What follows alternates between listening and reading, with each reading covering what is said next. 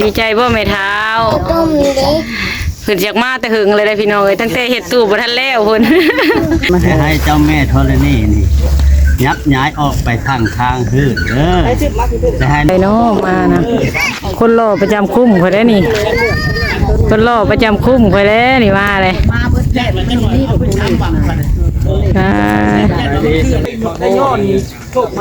มาหลังด้วยเนาะเป็นโหดนี่เลยเป็นโหดบทเจ้าปัญญามหาเศรษฐีเงินก้ากระปุ่มเลยได้โหดบททุ่มกินเย็นเลยได้เอาอยู่บ่อ้าวบ่อนซุ่มกินเย็นนี่แล้ว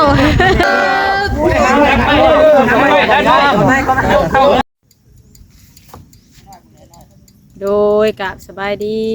และสวัสดีเด้อพ่อแม่พี่น้องเพื่อนสุขสุขคนเนาะมาพบมาพ่อกับสาวเล็บน้อยตอนเช้ามื้อนี้ก็เป็นมื้องามยามดีพี่น้องเอ้ยยอหยกเสาเพื่อนบ่าวพามีเสาคำเสาคูณเนาะพี่น้องเสาเอกเสาโทนะก็พากันเกียมเครื่องแต่ว่านี่พี่น้องไปตลาดกับบ่าวพามีวันนี้ก็โจนคำพี่น้องไปซื้อของอยู่ของกินเน่ไปสั่งของกินพี่น้องไปสั่งลาบซีนกับอยู่ห้านเพิ่นเพราะว่ามีเมย์ใจดีทั้งต่างประเทศเพิ่นสดซอยเข้ามาเนาะให้ทางบ่าวพามีซื้ออาหารการกินและให้สาวเล็บน้อยซื้อไก่4 โตพี่น้องเอ้ยก็พากันไปซื้อเมื่อวานนี้ไปสั่งลาบซีนไว้เลยตอนเช้ากับพอไอทิวมาแต่เห็นงานกับเพิ่นเวเอามาเลยก็เอามาแล้วเบิดเลยพี่น้องพากันเกี่ยมไว้แล้วเบิดบัดนี้ท่าแต่เพิ่นย่อเช้าอะไรพี่น้องตอนเช้ามื้อนี้คืนนี้สาวเล็บน้อยก็ต้มไก่แล้วก็ตอนเช้ามาก็มีแต่อันต้มอีกให้มันร้อนแล้วก็เอามาซอยเป็นต้นเนาะแล้วก็เกี่ยมเอามาปรุงอยู่พี่น้องบ่ได้ปรุงมาแตะปุ่นเพราะว่าย่านเผื่อมันสวายมันยังก็เลยว่ามาบัดเฮาสิกินจังปรุงเอาพี่น้องเกี๊ยมเครื่องผักบัวหัวหอมผักแพรวเครื่องปรุงมาแล้วก็ตำเจียวมะกอกมานำพี่น้องเลยมาไว้จ้ำเพิ่นอยากจ้ำเจียวพี่น้องก็อาหารก็มีลาบซีนลาบดิบลาบซุกแล้วก็น้ำต้มเพิ่นเฮ็ดมาให้เป็นสูตรเลยเนาะแล้วก็ซอสไก่ลาดบ้านเฮาพี่น้องเลยก็มายินดีน้ำบ่าวพามีคือเก่าพี่น้องเลยมื้อนี้เป็นมื้อค่ำมื้อคูณนะพี่น้องยินดีน้ำบ่าวพามีเพิ่นก็ได้ยกไปย่อเสาขันเริ่มต้นของการที่เทือนเห็นเลยพี่น้องก็มีหลายคู่หลายคนอะไรมาพี่น้องเลยทางเขาอาจารย์ญาติฟ้ามาแต่ปักเซใต้อาจารย์ญาติฟ้ากับวิสินผู้เพิ่นแต่งโคนล่ำให้บ่าวพามีตั้งแต่ข่าวอันเพลงชีวิตพามีเพิ่นเลยกับเพิ่นอะไรเป็นผู้แต่งให้เพิ่นก็มาคือกันพี่น้องแบบว่ามีงานในไรฮอดถึงเพิ่นและเพิ่นมาพี่น้องเลยกับหัวเพิ่นแล้วก็ญาติพี่น้องบ้านไกลเฮือนเคียงกันผู้เคยอาศัยกันอะไรพี่น้องก็มาร่วมงานคือกันมีแต่ไปเบิ่งน้ำกันนะพี่น้องเด้อบ้านนี้พี่น้องเอ้ยผู้ตอนเช้ายังหมอพรมาพี่น้องเอ้ยเพิ่นกำลังมาหลายคู่หลายคนผู้ทางน้ำป้าตัวเบิ่งกล้องปั๊บกล้องก่อนพี่ทางตูบกับเกียมเครื่องเกียมคองพี่น้องเอ้ยเต็มอยู่ทางตูบพี่ก็ได้นั่งเบิ่งปั๊บกล้องก่อนสบายดีเด้อน้องชายพี่น้องเอ้ยมืองามยำดีได้พี่น้องมือนี้ถามโมพี่น้องไอตอนนี้ก็ได้เพิ่นกำลังมาเนาะหมอสูตรก็ได้ กำลังเดินทางโอ้หมอพรไม่ใช่เอ้าเสียงรถว่าหมอพรไม่ใช่บัวทันเห็นคนโอ้ทางนี้กับแนวหมอพรผลสีมาย่ายอันเมทรณีมีอันน้ำอบน้ำหอมน้ำหวานฟังเสียงว่ารถลาวบ่คือมาจืดแท้โมเมนต์ทางนี้พี่น้องกำลังซุ่มนุ่มกันอยู่พี่น้องว่าภายนอกเสือสีขาวนี่เนาะสวัสดีแต่เอื่อยเพิ่นมาแต่ต่างประเทศไปแล้วนี่มาแต่นะสบายดีเด้อไม่เท่าเด้อไม่เท่าก็ได้มาเลยพี่น้องผู้ให้ใจจ่อยก็มาดีใจพ่อทำมึงรู้ฮะไม่เท่าดีใจพ่อไม่เท่าเพิ่นอยากมาแต่หึงเลยได้พี่น้องตั้งแต่เฮ็ดตู้บ่ทันแล้วเพิ่น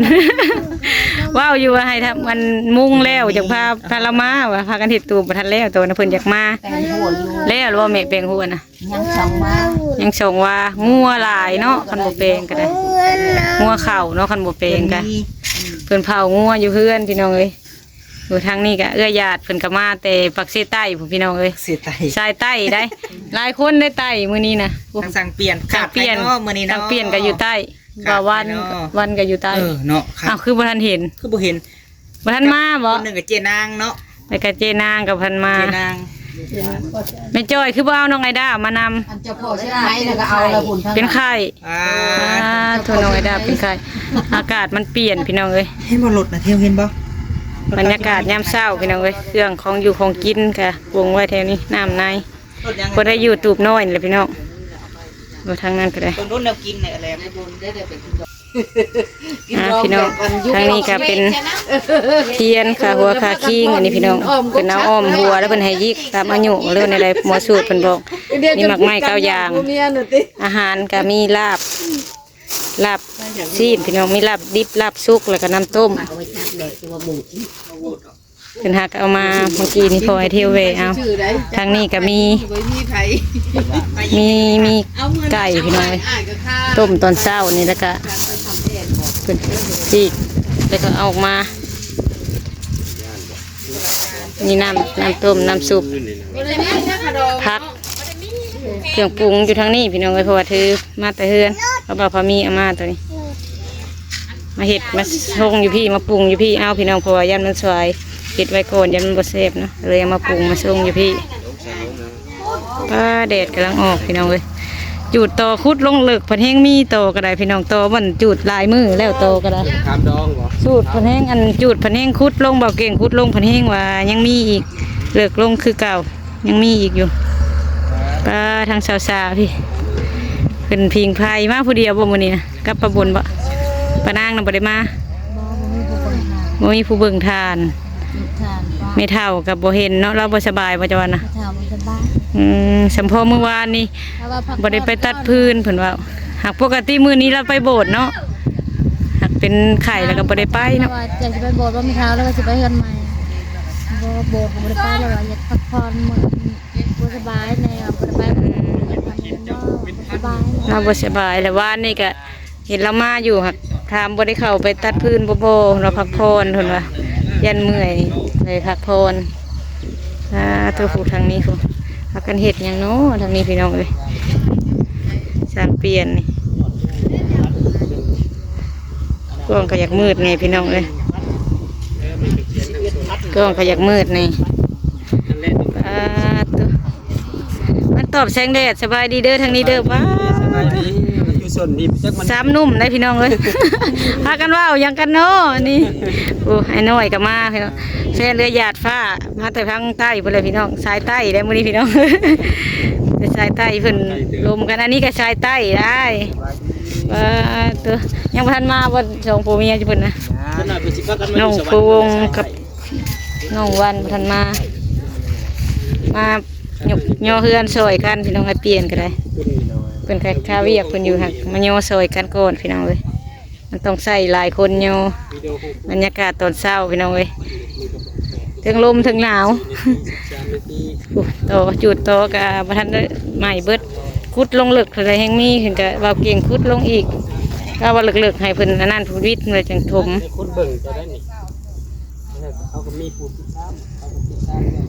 ว่าเก่งกันเนาะนางละตีเพิ่นอยู่เนาะเพิ่นนอนเผาแคบพี่เลยมื้อนี้ช่วยหน้าอาบน้ำอยู่พี่เพิ่นเกียมเครื่องมาเลยพี่น้องเอ้ยสินเพเพิ่นก็ถือมาไว้แต่แรงวานนี่เพิ่นเลยเพิ่นนอนเผาเครื่องอยู่พี่ทำมาเพิ่นก็ขังแล้วก็นอนเอาบัดนี้ก็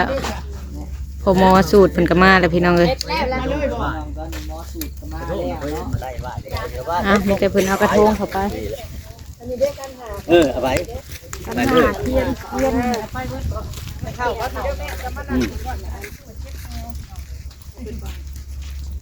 เอาน้ำตัวแดงได้ใส่เยอะไปอ๋อเหรอบ่นี่ก็มาเลยจ้ะเอาสากมาแล้วได้บ่นั่นได้ถามได้แล้วเฮ็ดได้บ่ถามเอาบ่มีหยังเลยถามเอาเฮ็ดว่าเทียนเพิ่นว่าเทศบ่มีได้เทศ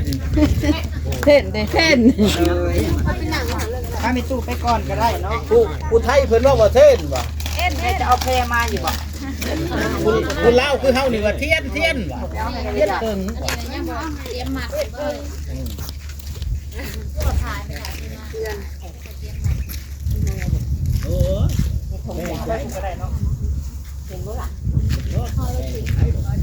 ก็เก่งกัน คือเขาถ่ายตอนนั้นแหละอันนี้เนาะไม่ พูดเรียนอยู่เรียนอยู่ เต็มมาทายบ้านนอกพุ่นบ้านนอกพี่น้องคอย เยี่ยมพี่น้องเลย มัดแล้วเนี่ยทำว่ามัดเจ้าอ่ะมัดบ้านใช่ไหม เยี่ยมทำพิธี เอาเงินไปเช้าใช่เดี๋ยวครับใช่จะนั่นน่ะใช่ มาอยู่ทางหน้า ถ้าเพิ่นเรื่องแล้วจะก่อนเพิ่นว่า เริ่ม เฮา จิ ไป ตพิ เฒ่า ธี มันจะสบายเพิ่นว่าบ่ได้มาหาข้าวชุมไปเฒ่ากินบ่มีผู้เบิ่งผู้แยง นี่โมเดลฮักโมเดลฮักแต่เงินพี่น้องเลยอย่างอันใดที่ครอบครัวที่สบายเขาก็หาตัวนั้นเลยเนาะ สาบจะพุ่นเนาะเตียงคุยบนนั่ง นั่งก็เท่ากันนั่งเพราะเอาไม้นะผืนหนึ่งมาผืนนั่งมันบ่จัก ลูกเตียงว่ามี บ่จักน้ำเพราะ มันลมเนาะจุดเทียนกับบ่ลูก ล่มเนาะล่มพอดีล่มบ่มีแนวขังบ่ได้บ่ใต้นั่นแหละ ลมแหงมื้อนี้ นี่เนาะเทียนของปกติเนาะเทียนของปกติเจ้าเนาะนี่สาดน้ำกูเติมอีกคนนั่งนั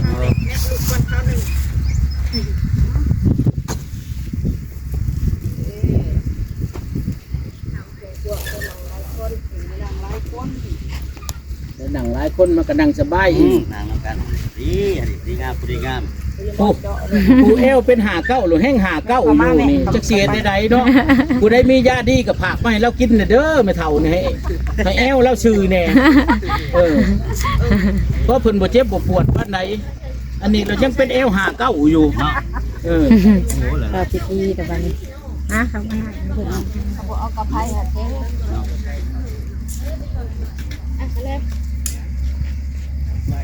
เนาะดีเลยเนาะสวยงามเลยเนาะเด้อขอบเด้อพุทธธรรมโอ้นะโมตัสสะภะคะวะโตอะระหะโตสัมมาสัมพุทธัสสะนะโมตัสสะภะคะวะโตอะระหะโตสัมมาสัมพุทธัสสะนะโมตัสสะภะคะวะโตอะระหะโตสัมมาสัมพุทธัสสะ ขึ้นมาพี่ สาธุเด้อเจ้าแม่ตัวนี้พระขอเจ้าแม่ตัวนี้ปกปกปักรักษาดินบนต้นงานนี้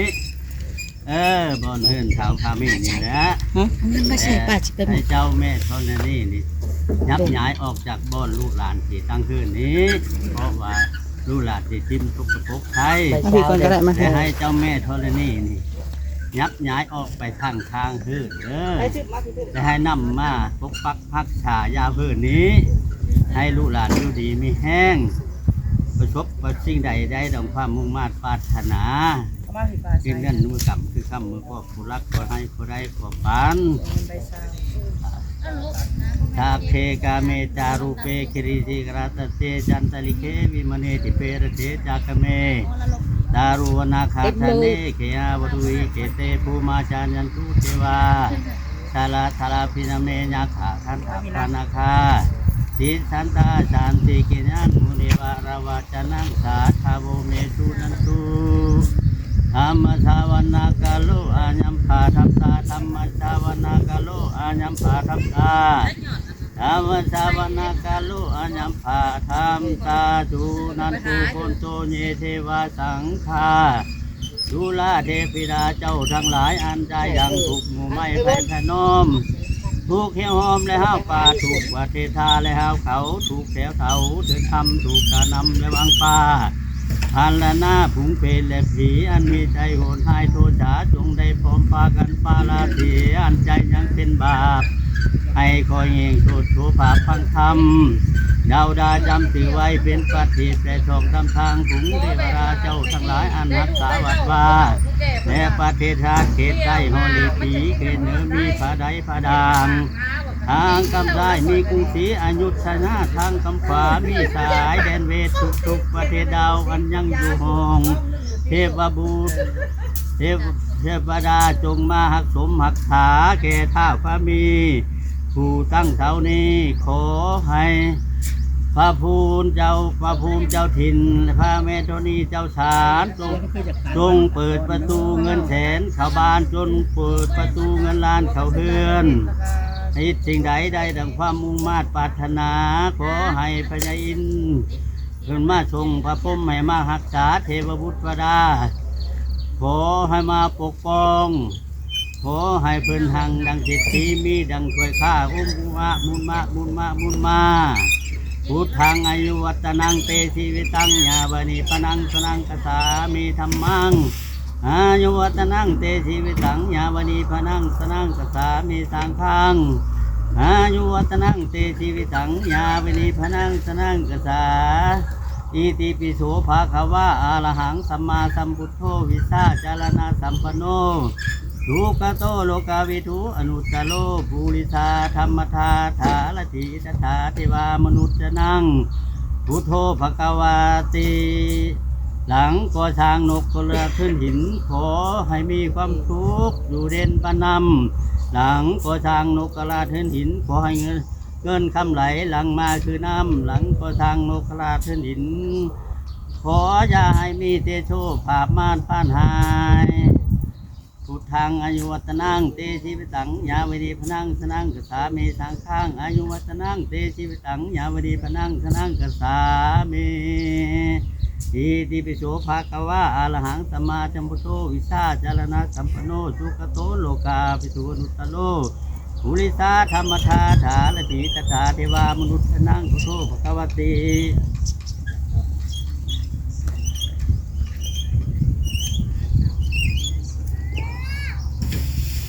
ได้ดอกมาลงเนาะ จะมาที่ไหนได้มัน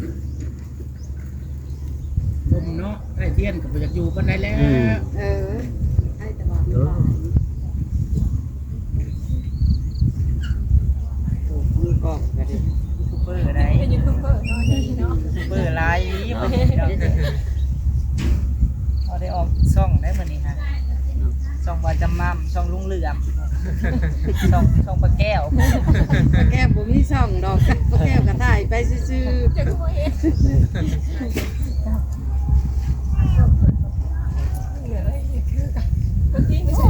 ถ่ายผู้ทำใหญ่ได้นะ ใส่หมวกคาร์บอยพุ่นนะ ใส่อันนี้เล็กใส่เสาแต่ละเสา สูตรเพิ่นสูตรแล้วก็สูตรอันพิธีแล้วแล้วก็สูตรน้ำมนต์แล้วแล้วก็ย้ายในโทรณีออกนอกก่อนแล้วก็สิมายกเสาบัดนี้พี่น้องแล้วสิอยู่สูตรอีกเทื่อนึง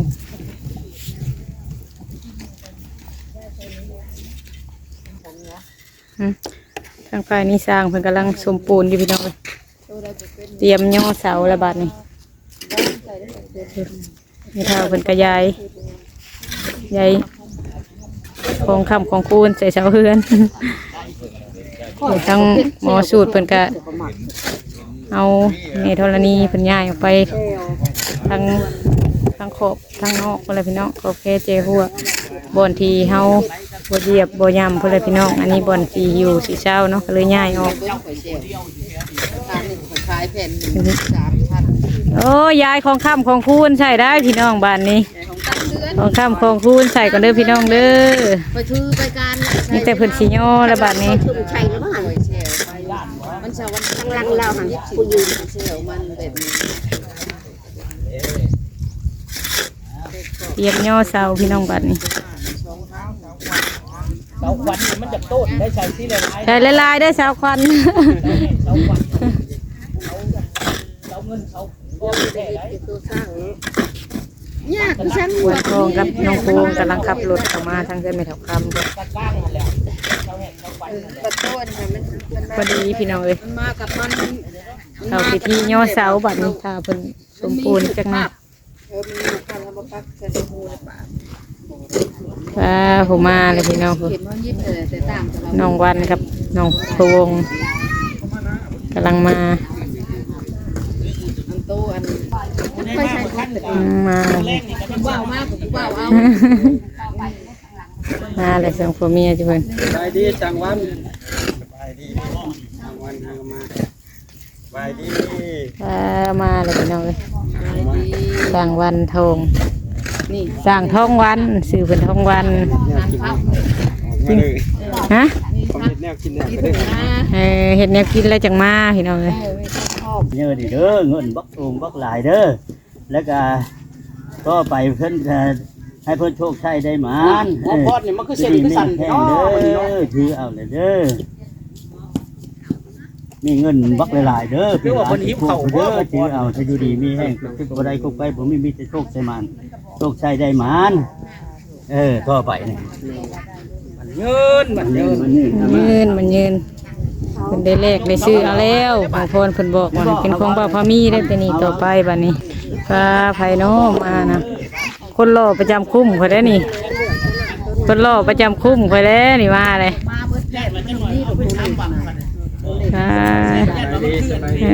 ตัว เรือนนาทีเห็นคือจะช่างยอด บัดนี้เพิ่นกำลังสิพากันยกเสามาตั้ง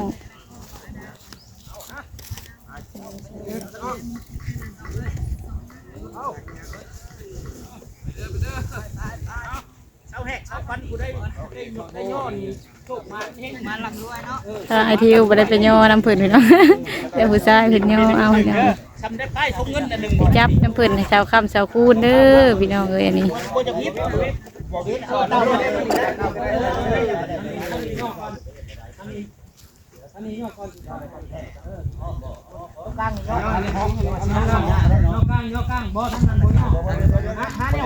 ก่อนเพราะได้สดสบายเลยฮะห้าใหม่ได้มาเลยห้องแม่ใหม่ฮะ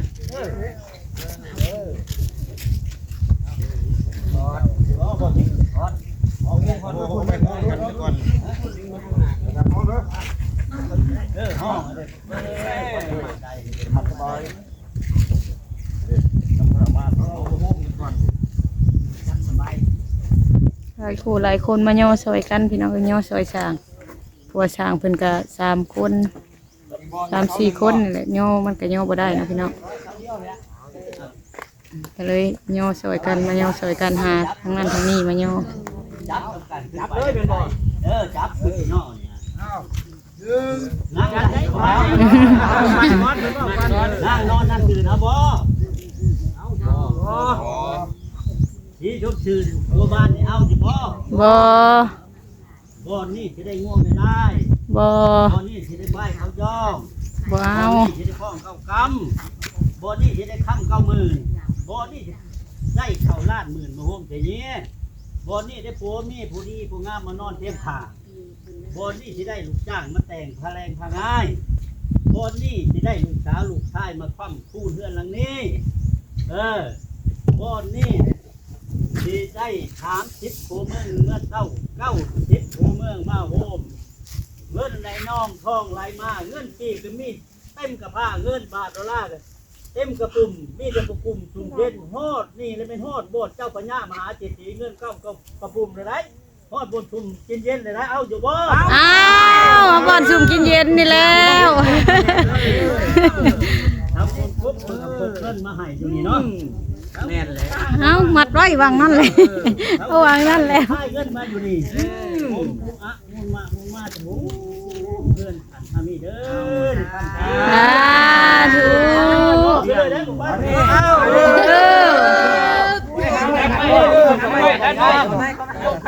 เบิ่งเป็นหยกนะลูกอันนี้ นี่จะโชคใช้ได้มาได้บาทเงินได้น้องท่องไหลมาเด้อไอ้เด้อได้น้องท่องไหลมาเด้อได้น้องท่องไหลมา ชาวขวัญ เต็มตึ๊บ เอาขอซื้อน้ำเจ้าที่จะเพื่อนเด้อตบปักหักขาดิเด้อคุณเหนื่อยเหนื่อยเด้อ ไปย่อซอยพอแล้วแม่เทีย ถ้าผมมีลุงก็เด้อเอา น้ำหอมอันนี้ สีน้ำหอมน้ำมันนี่นอนมันนี่ต้นกว่าเพิ่นอะไร แล้วก็มา สวัสดี บอกเขาเราไม่ได้ไปเรียกมัน ไปเหล็กเรามาตอนเช้าคุณเวย์เอาของกินมาส่งสั่งของกินอยู่ห้า ต่างรับซีน เฮ็ดเวียกคือคืนบ่ แม่คิดนี่ไปกลางคืนแจ้งเลยมาพอดีเลยมาเวทนี่เลย เราเข้าก้นเข้าไผ่ก้นหัวกันได้เกินคำตรงพูน นี่ว่าดู อ่ะสบายดีดูเที่ยว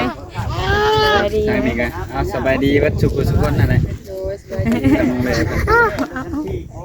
เดี๋ยวนี้บ่ค่อยเห็นหน้าเพิ่นเนาะบ่ค่อยได้แวะเดี๋ยวนี้เนาะ ยังบอกมาเวเนาะหมู่มาอยู่คู่มือขึ้นมาแถวคำเนาะเว บ่เพิ่นบ่ได้แวะเฮือนเฮานะเดี๋ยวนี้ ไทยน้องลิ้นเขาเมื่อบ่เดินนี่ มีแต่ลิ้นนั่นแหละเฮาเอาเพิ่นไปอยู่เฮือนน่ะ อยู่เงิน ของพ่อไปยินมันจะพม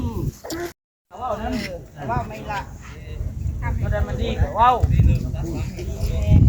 เนาะบัดก็ได้ให้เย็นเด็กสบายใจเลยเนาะโอ้แอวเย็น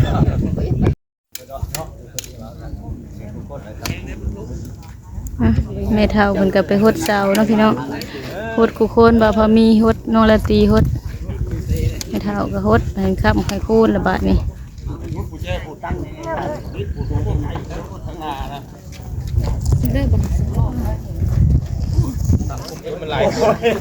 ปล่อยว่างเบาอยู่ เสาอีกแล้วก็มาเสานี้แล้วปะนี่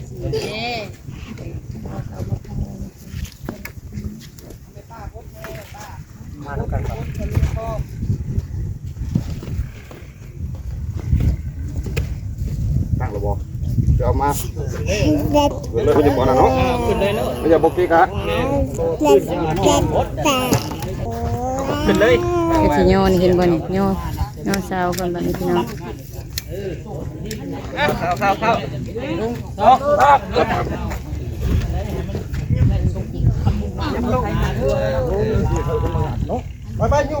รถดูดดินเด้มีแนวขับมันคืออยู่ได้รถดูดดินมัน เพราะว่าเขาเทพื้นมันเพียงเลย อย่างเห็นรถดูดดินมาลูกฮะเห็นรถดูดดินคือว่าแล่นไปเบิ่งเลยรถดูดดินเด้ เจอบันล่ะ เอ็นรถดูดดินรถดูดดินเด้ รถอยู่ดินพี่น้อง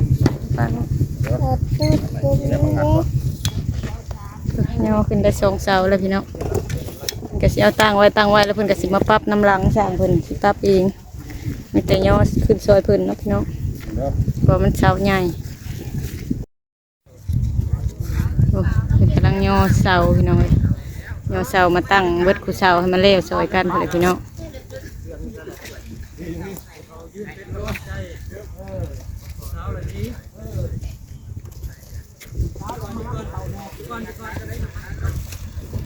เบิ่งผู้เบิ่งคนเฮ็ดเวียก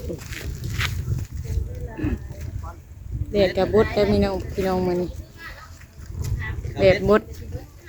บ่ฮ้อนปานใด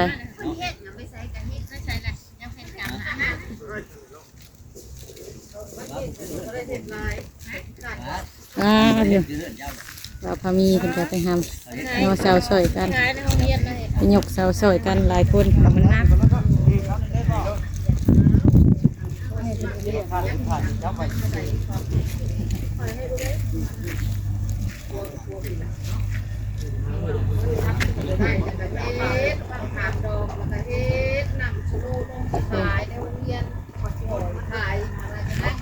เชียงรถผนดุดทางข้างนอกเป็นเกตทางใบบุญประเภทนี้ประจำปีเนาะของแขวงโซนเขตวัดพระธาตุดินห้างพี่น้องเลยเอาโผล่เฮงเถอะ เฉพาะเพิ่นล่ะ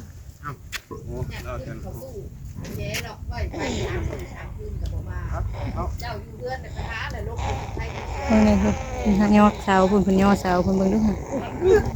กึ๊บนี่นี่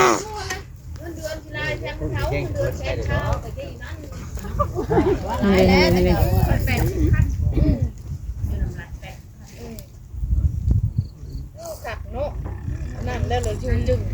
เป็นเทพื้นมันเพียงนะคือเนาะเอาปีนเสาลงเลยอยู่เลยบ่ได้ค้ำบ่ได้ยังก็อยู่ แพงไว้เด้แพงไว้เพื่อตัวเองนี่ เมื่อวานนี้เพิ่นมาถอกเทไว้ทั้งพื้นตีนเสาพี่น้องเอ้ย ไปซื้อตักปิ้งลูกมาก่อนลูกว่า ตั้งขึ้นมันก็อยู่โลด แช่เครื่องได้กระชามหาหมูที่อยู่เป็นเพื่อนแล้วเดี๋ยวนี้ประมาณพอจะอยู่น้ำก็ได้เนาะพอในเฮ้ยเงินน่ะ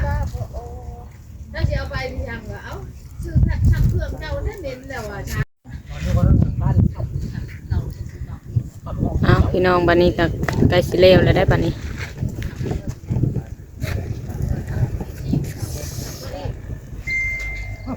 6 เสาหาก็ได้เอาขึ้น7 เสานี้7 เสานี้แต่หลายคนพี่น้องซอยกัน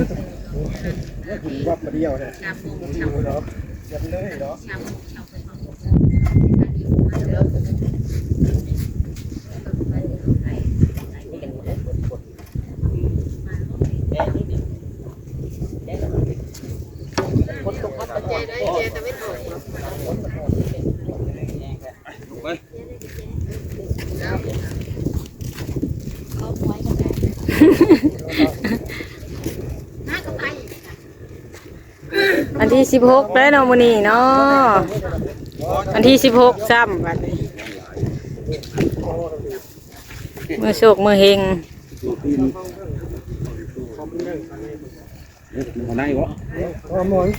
ไก่เล็กไก่แล้ว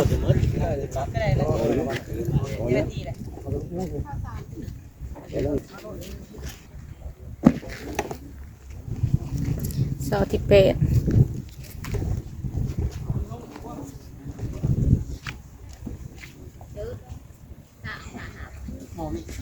12 เสาพี่น้องให้ไปเรียนไว้แถวละ3ก่อนกันยังอีกทางหลัง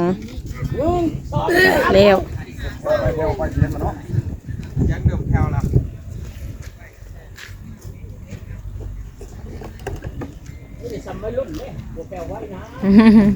นี่แต่มีรุ่นย่อเนาะค่ะอยู่ดอกจะตั้งเรียนไว้ซะก่อนแล้วเพิ่นก็ปรับน้ำลังเพราะว่าเพิ่นเทกันเปื้อนไว้ทั้งหลุมพี่น้องเลยมันก็เลยแบบเอาขึ้นแล้วตั้งไว้เลยบ่ได้หาแนวค้ำก็ได้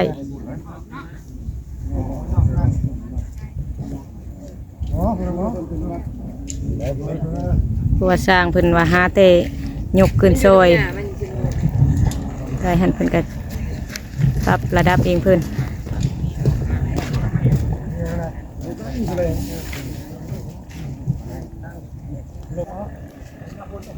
สำหรับคลิปนี้สเลมน้อยก็สิขอจบคลิปกันเด้อพี่น้องขอบคุณหลายๆที่ให้กำลังใจเด้อพี่น้องขอให้พ่อแม่พี่น้องเบิดสุขคนทั้งผู้เก่าและผู้ใหม่ที่เข้ามาติดตามที่เข้ามาคอมเมนต์เนาะและหรือว่าบ่ได้คอมเมนต์ก็ตามนะพี่น้องขอให้พ่อแม่พี่น้องอยู่ดีมีเฮงๆรวยๆเด้อพี่น้องสุขกายสุขใจที่นี่ต่อไปมื้อนี้ก็มายินดีนำบ่าวพามีพี่น้องเอ้ยสำหรับคลิปนี้ก็ขอลาไปก่อนแล้วเด้อพี่น้องเด้อ